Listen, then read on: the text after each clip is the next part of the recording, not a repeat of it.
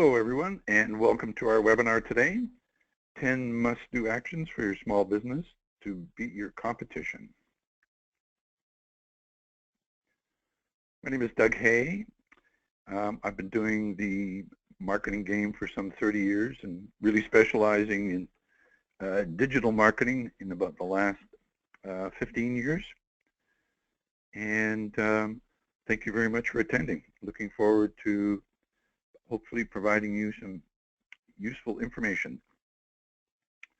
So our agenda today is real simple. I'm going to do the presentation all the way through. At the end, I'll do a question and answer period. And if you'd like a copy of today's slides, just send me an email and I'll be glad to send those to you. So our agency was founded in 2010. It's a combination of two agencies now. We do full branding, logo design, and pretty well all aspects of digital marketing.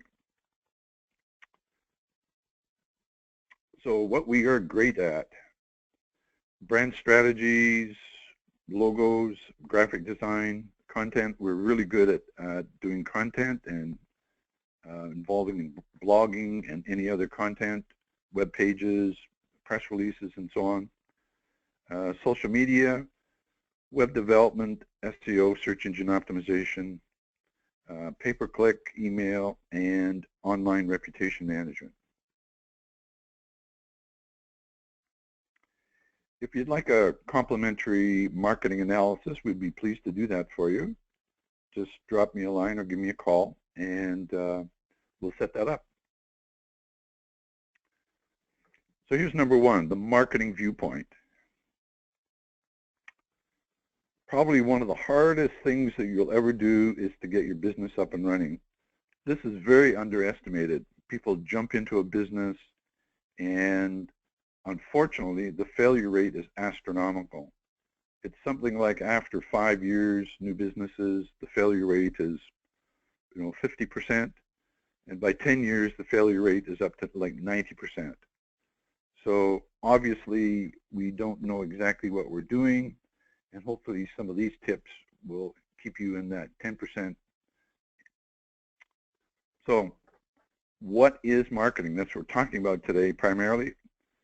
So process of communicating the value of a product or a service to customers for the purpose of selling the product or service. It's a critical function. Yes, it is. And the importance of marketing is not fully understood, especially by people in a startup. They may have a technology or a product or a service, and if they don't involve marketing right from the beginning, that will be a challenge for you. So roughly the marketing cycle goes like this. You work backwards from your customer needs. What are your clients after? What are you going to be delivering? What are you going to develop? So you figure out what your products and services are. You set your prices, and we're going to talk about that. And then you got to keep track of what's going on. You got to measure, adjust, and of course sales is just an ongoing activity, and promotion, of course, is a lot of what we're going to talk about today. So if you're a small business, small, medium-sized business, you're comparing yourself to a large business, you think, oh my goodness, how am I ever going to do that? Well, there's a number of advantages of being small. So first of all, you're quite nimble. You can react quickly.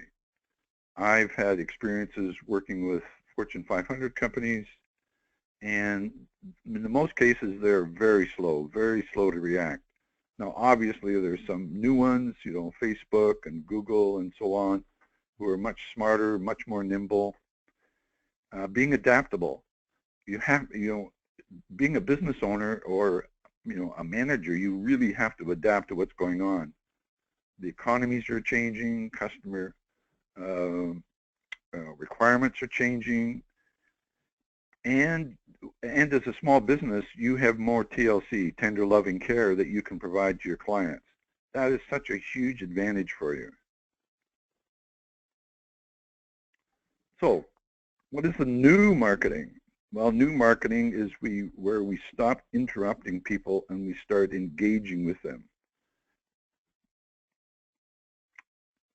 Love this quote. If you talk to people the way advertising talks to people, they punch you in the face. So in the old days, as marketers, we didn't have a choice. We had primarily advertising, cold calling, and so on. And that, or fill your mailbox with junk mail. And so these things, now people just ignore them. They throw the junk mail in the junk mailbox, don't even look at it. And so those old tools don't work. And they were primarily advertising tools. So what you want to be switching your emphasis to is engagement. How are you going to engage with your target audience? And so you have a brand. Whether you're a one-person company or you're a huge, big company, you have a brand. And your brand is your lifeblood. It is the part that makes you different from the next guy. And you need to differentiate yourself. Your positioning in the marketplace has to be unique, has to be different. And so what we want is, once you get your brand going, we want people to be talking about your brand. And word of mouth will always be the best type of marketing on the face of the earth. So sort of a rough sales funnel here is, you've got to create a basic awareness of who you are and what you do and what's the benefit to your prospect. And there's a number of tools we'll talk about today. From that generates interest, then people start to think about you, and you're going to end up with a conversion. Now, a conversion doesn't necessarily mean you're going to make a sale online, especially if you're dealing business to business.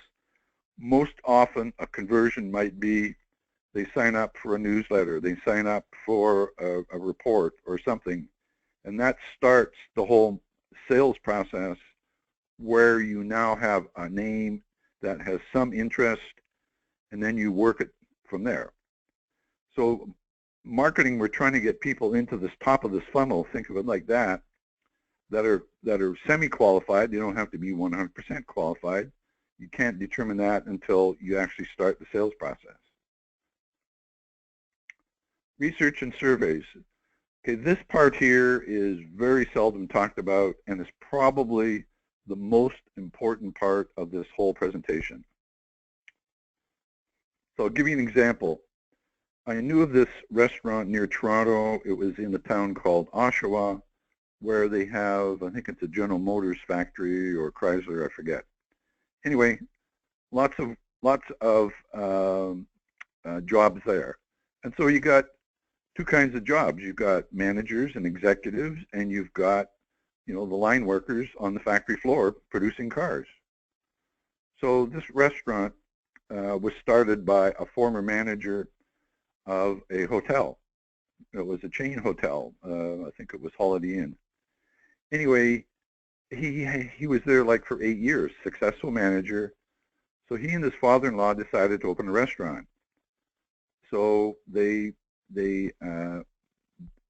found a place, they set up the place, and they within 6 months they had failed, lost all their investment. What had happened is they decided in their wisdom they were going to set up a 5-star restaurant. Now this is a working class town. I mean, obviously there's some executives and professionals and so on that would like a 5-star restaurant, but if they had just taken a few hours, literally, in front of the place they're about to lease and do a quick survey. What type of food do you like? What price range do you pay for your food? They wouldn't have gotten into this trap of, now I've committed to a 5-star restaurant. I mean, if they were smart, they would have switched to something else, burgers and fries or whatever, but they didn't. And part of the story is, near the end, they had something like $10,000 left of their money. They decided to expand their wine cellar. And so it's a sad story, but the point of it is they never did any research before they started. So there's basically 4 steps in the marketing sequence. Research and surveys, just like I was just talking about. Preparing a plan. Now this doesn't need to be, this can be done in 1 page or a couple of pages, a piece of paper. Write out your plan. What is your plan? Then you get into the execution. You know, creating your product, your service, your facility, your marketing, build your website, etc. Then you've got to keep track of the stats, and then you've got to be able to, you know, on the fly, adjust things. So where most people start is they skip steps 1 and 2 and start at step 3. Almost all the marketing work I've done in the last 20 years, people have come to me and said, oh, we need a new website. And so they're at step 3. And I have to kind of back them down a bit to go back to what is step 2. And hopefully they got some step 1. Almost never do they do. And so it's a challenge being successful. So take the time to do some surveys. So you've got your existing customers. You can get information from them. You know, if you have details of who your prospects are, do a survey on them. And you can buy lists that you can, for example, you can buy a mailing list with phone numbers, but they need to be targeted. You can't be, you know, calling people about a new wash machine when it's a farm and they don't do that or whatever. So, and there are also survey, electronic surveys you can do. SurveyMonkey has a good one. And you can also, if you've been in business for a while, what is your past sales? What's sold the best? What's sold the least? What products have the highest profits? You have all this data, and you have to do it. You have as an exercise in marketing. You have to take out all the, you know, I love that product. It didn't make any money, but I loved it stuff. Leave that away. You've got to really concentrate. If you want to stay in business and you want to expand and be successful and be profitable, you've got to go through this process. So what you're after are hot buttons. And I'm not going to read this whole slide. You can read it later in detail. But basically, you're after what emotional response can you get from people when you provide marketing material, your website, your any other content that you're creating. So here's an example of a hot button. And this was from an actual survey that was done. So this is for a dentist. And if you do keyword research, that's a survey in itself. You can find out how many people are searching on what keywords. Now, if you're looking for a dentist, you're going to use the word, you know, dentist in whatever city you're in to find a dentist. But once you get there, you're going to have a choice of several websites to look at, for example. And if you find a website that really satisfies what your button is, in this case, a beautiful smile, you're much more likely to sell more dental services. Here's an example. You know, a website. It doesn't say we will love to be your dentist. You know, obviously that's what you are, but the button is a beautiful smile. So you have to figure out those buttons for your business and put that in your marketing material. Have it front and center on your website and so on. There's another marketing technique called positioning, where you are in the minds of your target audience. And that gets into you know, branding and other content that you're going to create. So in this example here, I'm talking about being more ethical in some business environment. You know, reuse, reduce, recycle is a green positioning. You're very much in favor of the environment.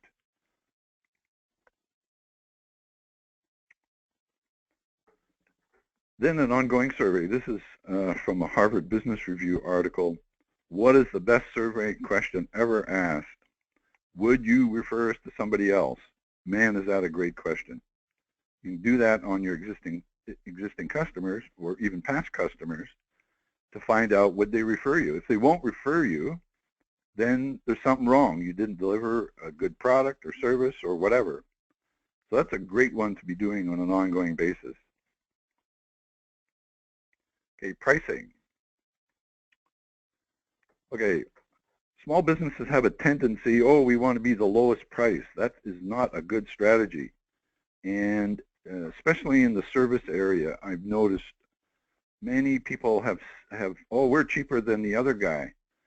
Well, I hate to tell you, but lowest price isn't necessarily the top button, and it won't get you, you won't be able to survive. You do not need to be cheaper than your competition. You know, you can cut this out and hang that one on your computer. I'm talking about computers. Apple, now the most valuable company on the planet, I think now, their products are expensive. And when they release a new product, there's a lineup outside their doors for hours. So pricing, do not price yourself out of the marketplace. You do not need to do that. And to some extent, you can't beat your competitors. I mean, if you try to go up against Walmart, forget it. I mean, they have such huge buying power. It's just not going to work. So don't even try to go down that road. Differentiate yourself by the quality of your service and so on. So here's some examples. Whatever you're delivering, there probably is some service part of it. Make that stand out. Make your product or your services, you know, even different than your big competitors. Don't try to go head to head. That is a very bad strategy. Pick what you're going to do that separates you from really big competitors. In some cases, for example, here we're talking about hardwood flooring. You know, they can go to Home Depot and whatever and get the best prices. So you're never going to compete with selling hardwood flooring unless you're the size of Home Depot. So don't even go there. But you can do things that they can't necessarily do very well. You know, supply and install. You can buy the plywood at Home Depot yourself and install it for them. Now you've got a service that Home Depot can't necessarily do. Make your website visible. Okay, 3.5 billion people search on Google every day, and these stats just keep going up through the roof. You know, the amount of marketing now that's online is just astronomical. From smartphones to tablets to you know, every version of computer you can think of, people are glued to their devices. And so that's where the opportunities are. You know, if you, I was in a subway system the other day, and you sit in the subway car and you see, you know, 80% of the people glued to their smartphone. And then you've got these expensive posters along the walls of the subway, which if you probably did a survey, most people wouldn't even be able to remember one of them, never mind the dozens of them that are there. So what we're after in our marketing is we want to drive people to our website primarily. You can make sales directly off devices and so on, but primarily we're trying to get to the website. And your website needs to be what's called responsive, which means it automatically reformats for a tablet or a smartphone. About half the searches now, or more, depending on, you know, your kind of business sector, are done on smartphones. You need to have SEO done on your website. And it's not just the website, it's a whole bunch of additional actions. SEO means search engine optimization, which means getting on to and being visible on the major search engines. The emphasis is not just getting onto the search engine, Showing up on page 3 in Google results is going to get you nowhere. You've got to be right at the top of the listings. So gazillion of searches, but they're not going to look beyond the first page. Okay, so the way the search engines make money is they sell ads. That's how they make money. They don't make money by delivering search results. You can get your business listed on Google and Bing and Yahoo for free. That's free. So here's an example. This is accounting software. So 1, 2, 3, 4 of the top listings are paid ads. Now people are pretty clever and they know that this is an ad, so I'm not necessarily going to look at that. Now Google, it keeps changing this display of search results, so they've added something, they call it a featured snippet, just a short little clip. And in this case, it's promoting QuickBooks, which is accounting software. So the natural listing starts down here. Now, if you are, position number 10, you're probably not even going to appear on page 1. So in this particular example, luxury vacations for couples, which is a long phrase, very specific, and you might have the exact facility that delivers that to people, but you have huge competition. And so 1, 2, again, 4 ads at the top, then the first listing, which is Reader's Digest listing, and then it goes down the list. So some markets are really challenging to show up. Now, once you get into local search, which is what Google provides and places huge emphasis on it, huge. So in this particular example, I did dentist in Dallas, Texas. So if you live in Dallas, Texas, you don't even need to type in Dallas, Texas. You just need to type in dentist, and Google will find the dentist near you. They know where you are, approximately. And so they will deliver this search result. So again, ads at the top, then they're going to show a map, and then they start the listings, local listings. So if you're in Dallas, you have no interest in finding a dentist in New York. So here's the three local listings, and then you can click more places, and then this gives you an expanded list of local listings. So again, you want to be near the top of these listings, and that is, there's a lot of factors that go in. Some of it has to do with, again, they're putting ads here, you see. How long your website's been up, is it properly optimized, what kind of reviews you're getting, or no reviews. And sometimes reviews completely dominate it. In this particular example, they do. They've got 402 reviews. Next one is 125 reviews.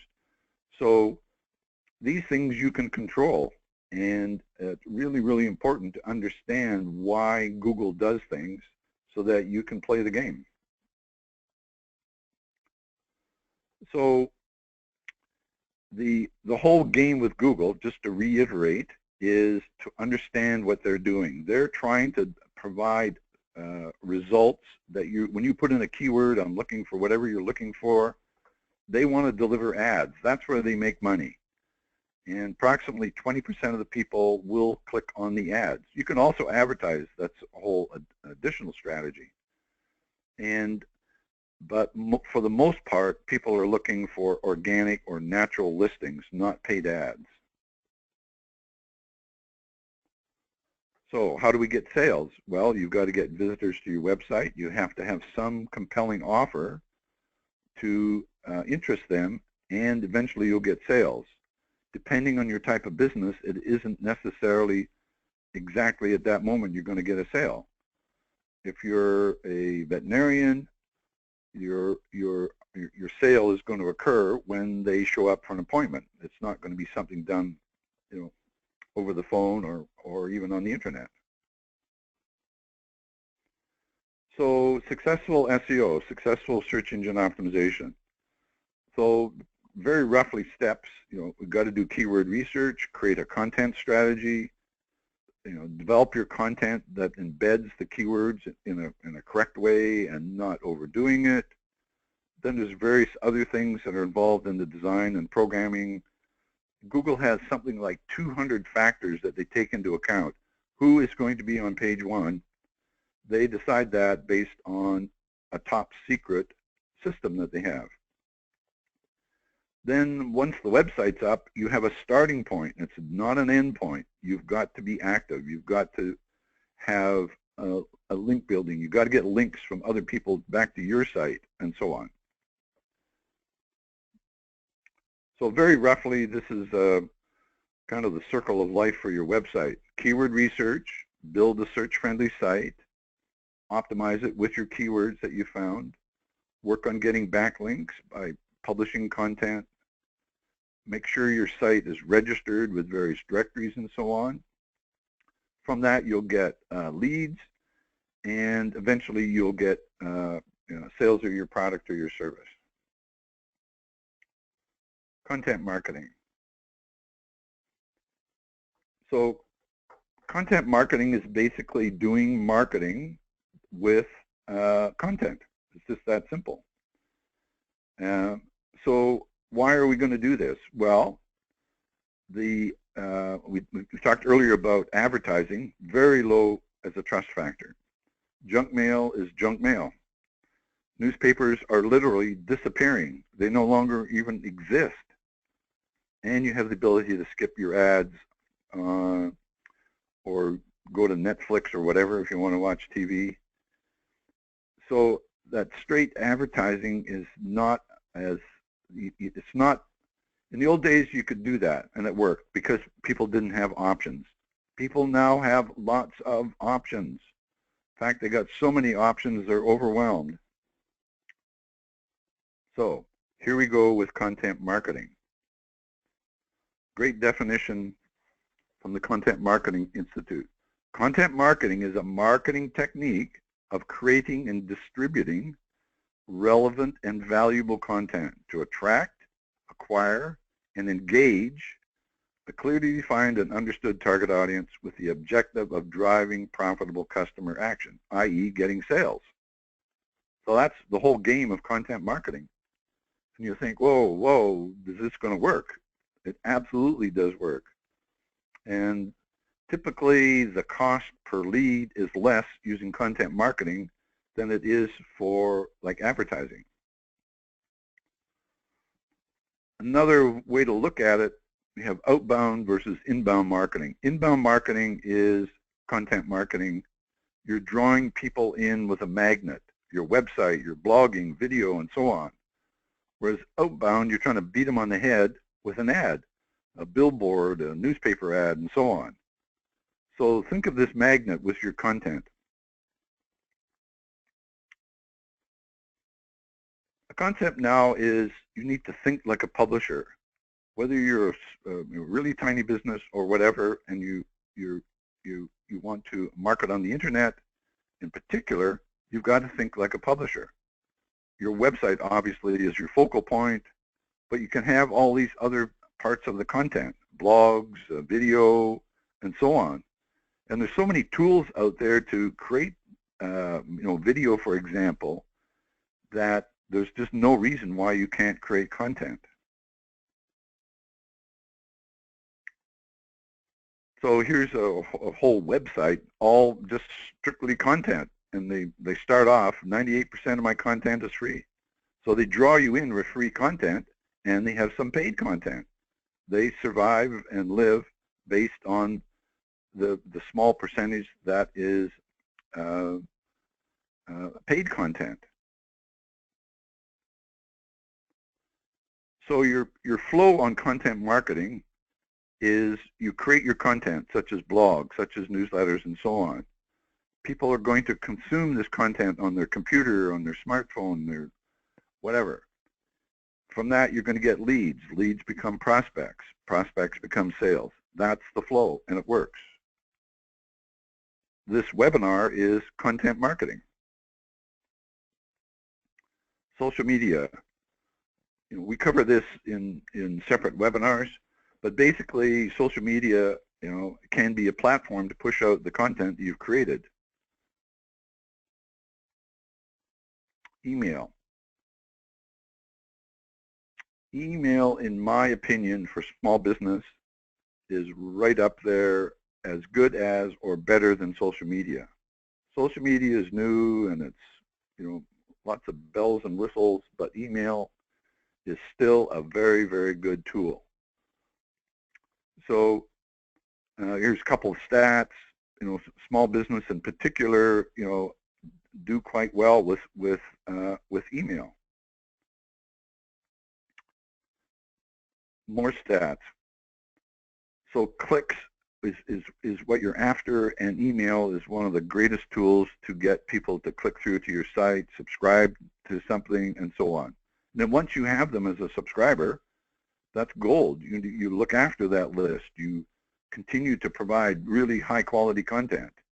A simple example would be let's say one blog a week is created. Well, you're going to use that, of course, to put on your website in your blog. And that keeps fresh content on your website. Your website then gets re-indexed by Google on a more frequent basis. All that's good. Then you can use your blogs to do an excerpt in a newsletter. Now you've got it into email. Then you can also put it into social media. You can post a summary of your blog on Facebook and Twitter and so on with a link back to your website to read the full blog. So this content marketing really does work. So this is another study. This is a study done by an American Express. So of all the activities that small business like, 83% had email marketing at the top of their list. So I know email isn't the sexiest thing out there, but it works. Now, once you set up an email program, one we recommend often, we use it ourselves, called MailChimp. It's free up to 2,000 subscribers, then quite cheap after that. So you can use it for your, when people sign up, you send them a welcome email. And something else happens, and thank you emails. And you also can create series of emails. They're called autoresponders. When they first sign up, you can send them a series of 3 emails. That would be an example. So this is an example of a newsletter layout that you could use for sending out your content. So have some kind of a feature article. In our case, we could have something like how to use Facebook for new business. We can have several other blog posts listed there, just a summary. Then some other content that makes it personal. Could be something to do with holidays, whatever. You can use email to promote other kinds of content, such as video. Now, on your website, you want to make it really, really simple for people to sign up.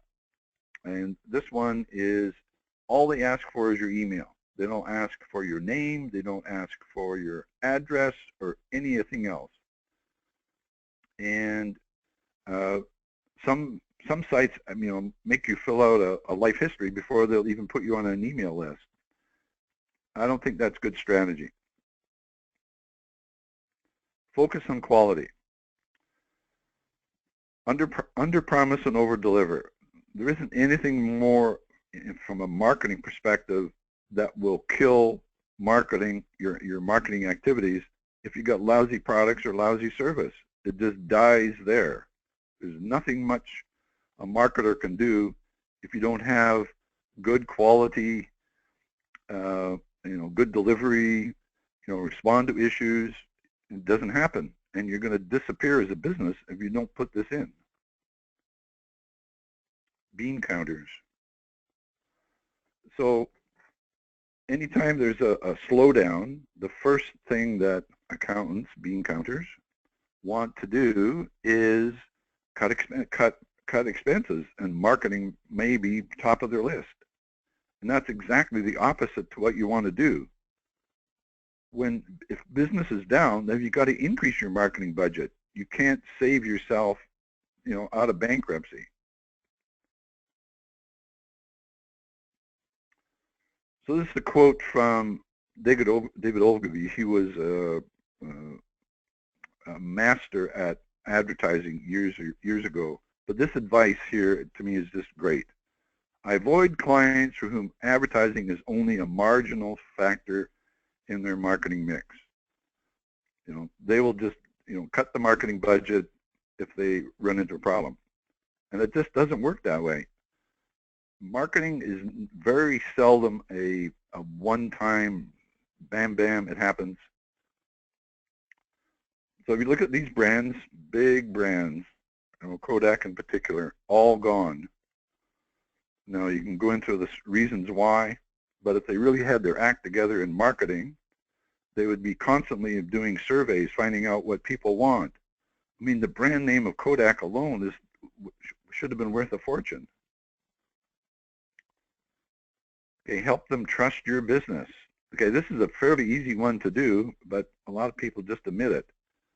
People trust what other people say about your business. That's one of the highest trust factors there is. So you can put these badges on your site, or having other earlier customers badges or icons on your site. This gives people a sense of trust of who you are, especially if you're just starting off. One on the lower left, 100% premium quality, that's a created one. So you can create your own guarantee. Let's say you 100% refund if not satisfied. Create a badge for it. It looks more official, more trustworthy. Another example, gaining clients' trust. And on the right-hand side, it's got a list of all of their customers. And you can also have different kinds of trust icons, from business magazines and so on.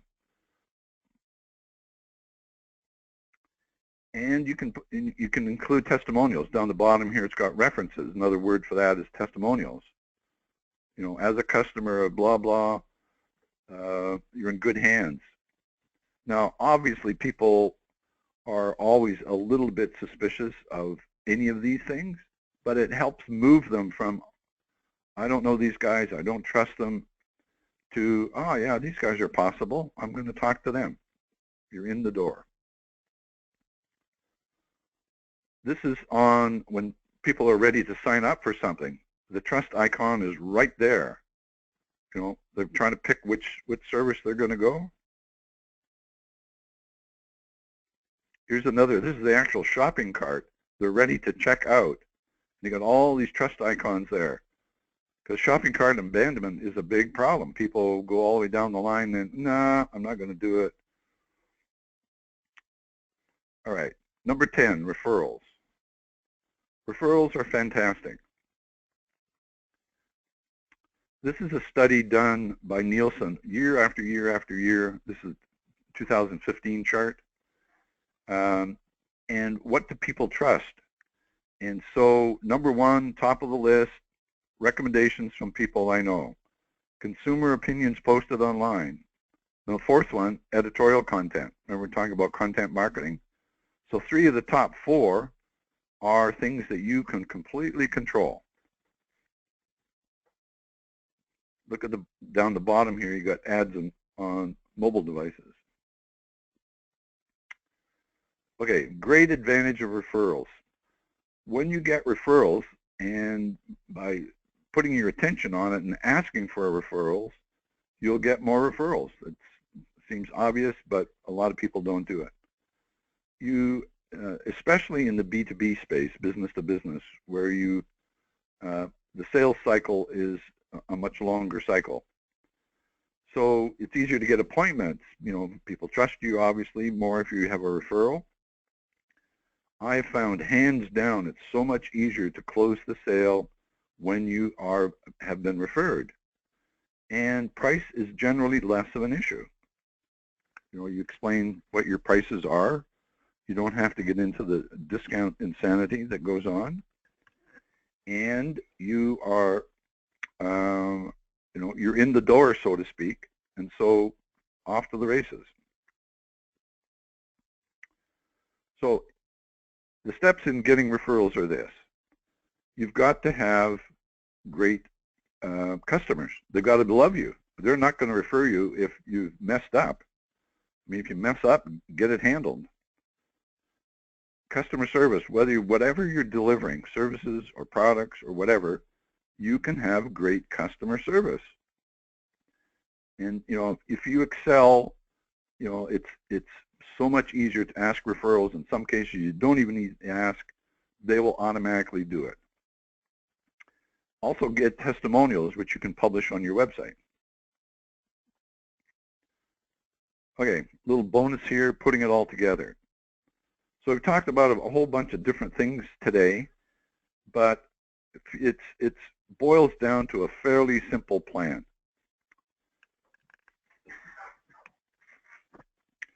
The basis of your marketing in this day and age is primarily going to be your website. Your website's got to stand out. It's got to be stellar. It's got to be responsive, i.e. it shows up well in mobile.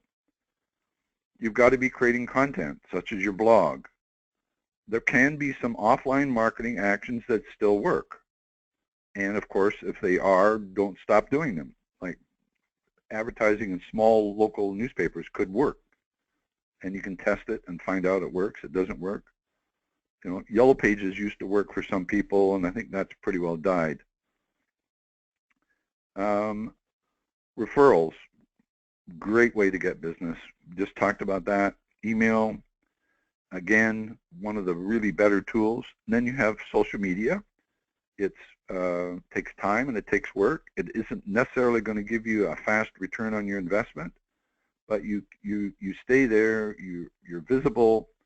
If you're small, the best way to do it is to be visible on several of the key social media sites, but really concentrate on one of them. If you are a consumer-oriented business, maybe Facebook is your best one. Put your time into that, be a bit visible on the other ones. If you are business-to-business, then LinkedIn is probably the one that would be best for you. So that is a kind of an integrated strategy that you can follow. So some final thoughts here. Strive to be amazing to work with. Whatever you're doing, whatever service you're offering, whatever product you have, just be amazing. And just make them as fantastic and great as you can. It sounds simple, but it takes work. It's going to be work. So here's some takeaways for you in terms of the steps. Do your homework. We talked about surveys and research. If you don't do that, the rest of the steps may or may not be correctly targeted. You may be going after the wrong target audience. You may have the wrong sales buttons, whatever. Take some time to do it. Even if you've been in business for 10 years, just sit down or hire somebody to do this for you so that you know that what's working and not working and so on, and so you have a strategy going forward. Create a plan. You need to have, marketing targets, marketing steps. What am I going to do? How am I going to do it? What's my budget? Can I hire an agency? Do I have an in-house staff? Do I have a combination? Whatever. You've got to be creating content, your website's content, blogging's content, email's content. And then, of course, you've got to get it out there. The other step that is missed a lot also is regular reviews and adjust. So basically, you need to have stats, what promotion you're sending out, what business you're getting in, what's, run it like a baseball team. What's the stats? And then at the end, be the very best you can. So another great quote, the only place that success comes before work is in the dictionary. So yes, it is work, but if you do need help, we're here to help you. Okay, if you have any questions, I will be glad to answer those now. And if you'd like a complimentary analysis, again, drop me a line or send me an email, and we'll be glad to set that up for you.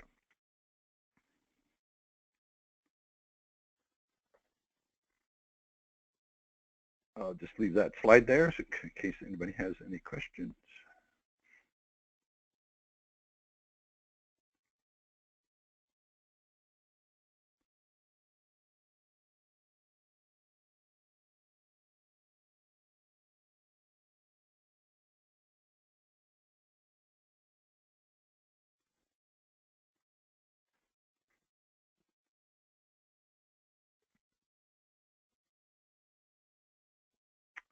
Doesn't look like there's any questions today, which is fine. And so thank you all for attending, and look forward to seeing you at the next webinar. Bye for now.